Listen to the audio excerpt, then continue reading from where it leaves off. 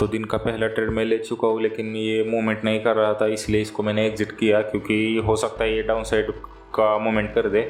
तो दूसरा, मैंने इसमें 25 क्वांटिटी बाइंग की है। तो मैं बाइंग में ज़्यादातर मुझे कॉन्फिडेंस नहीं रहता है, क्योंकि आप कुछ भी कहो, बाइंग में मुझे सेलिंग में ही मज़ा आता है। तो मैं बाइंग कम ही करता हूँ, लेकिन यहाँ पर मुझे एक रिट्रेसमेंट छोटा दिख रहा था, नज़र आ रहा था, इसलिए मैंने इसमें एंट्री ले ली।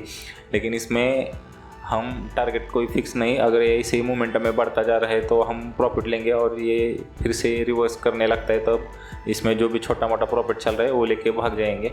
तो यहाँ पर स्टॉप लॉस लेने के लिए अड़े नहीं रहेंगे, या तो बड़ा प्रॉफिट लेंगे या स्टॉप लॉस लेंगे, ये इक्विटी ऑप्शन नहीं। यहाँ पर ये एक लिमिट होती है स्टॉक की, वोलेटिलिटी की, वो हमें समझ में आनी चाहिए। तो यहाँ पर अगर मैं स्टॉप लॉस लेने को बैठता तो ये 100% मेरा स्टॉप लॉस ही हिट होता है यहाँ पर। तो देखिए, भाग जाना बेहतर है। सही समय पर इक्विटी में अगर आप ट्रेडिंग में सक्सेसफुल होना चाहते हो तो आपको भागना कब है, स्टॉक से बाहर कब पड़ना है, तब आपको ये बात समझ में आनी चाहिए। तो यहाँ पर मैंने 100 क्वांटिटी लगा ली है। तो स्टॉक की मूवमेंट को आप ध्यान से देखिए। ये स्टॉक ऐसा लग रहा है कि यहाँ से भी ये कुछ पॉइंट मूवमेंट दे सकता है, लेकिन आगे वीडियो में आपको पता चलेगा कि ये स्टॉक क्या करने वाला है अब, और मैंने इसको क्यों सेल किया है।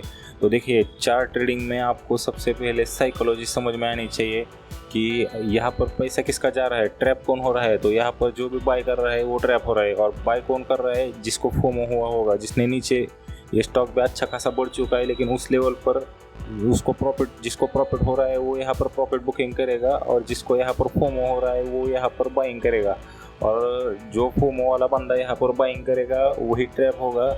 स्टॉक मार्केट में किसी का पैसा जाएगा तभी हमें पैसा मिलता है, और हमारा पैसा जाता है तब किसी को पैसा मिलता है। तो इसी तरह से स्टॉक मार्केट चलता है।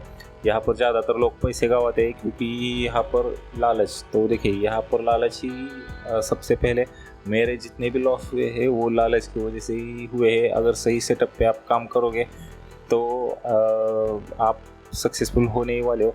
तो देखिए, यहाँ पर इसने 2 बार 200-300 प्रॉफिट दिखाया, अब हमारा प्रॉफिट लॉस में कन्वर्ट हो गया। लेकिन यहाँ पर हमें पता है कि हमें कितना लॉस लेना है, कितना प्रॉफिट लेना है, तो उसी हिसाब से मैं यहाँ पर रुका हुआ हूँ।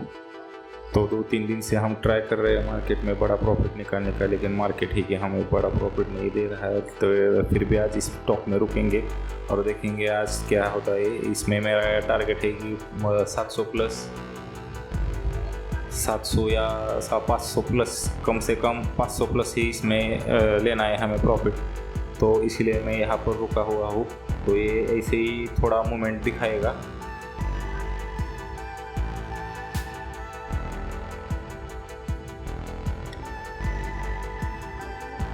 ज़्यादातर मैंने मेरे चैनल का एनालिसिस किया। कल मैंने मेरे सारी वीडियो देख ली और मुझे एक बात पता चली कि मैं मोमेंटम में ज़्यादा ट्रेड करना मुझे पसंद है, और मोमेंटम में ही मुझे पैसा मिलता है। तो इसलिए मैंने मोमेंटम में ही ट्रेड करने का तय किया है। और ज़्यादातर मैं स्टॉक में, जिस स्टॉक में हाई वोलेटिलिटी रहती है वहाँ पर मैं घुसता हूँ। लेकिन मैं अब मोमेंटम को प्ले कर रहा हूँ, जहाँ पर स्टॉप लॉस हिट होते हैं या जहाँ पर प्रॉफिट बुकिंग होती है उसी लेवल पर मैं एंटर करना मुझे अच्छा लगता है, और वहाँ पर काफ़ी सेफ तरीके से आप बच सकते हो। और पहले मैं लॉस बढ़ा लेता था, लेकिन अब प्रॉफिट बढ़ा लेना। तो देखिए हमें, इसने 555 हो गया हमारा 500 प्लस इस स्टॉक में। तो उसके बाद मैंने 5 क्वान्टिटी का ट्रेड लिया था GHCL में, तो उसमें भी 30 रुपये प्रॉफिट बुक किया, और यहाँ पर फिर 5 क्वांटिटी लगा दी है, लेकिन इसने थोड़ा लॉस दिखाया और फिर ये आ रहा है हमारे फेवर में। तो फाइनली आज सारे ट्रेड तो ग्रीन में ही क्लोज हो गए।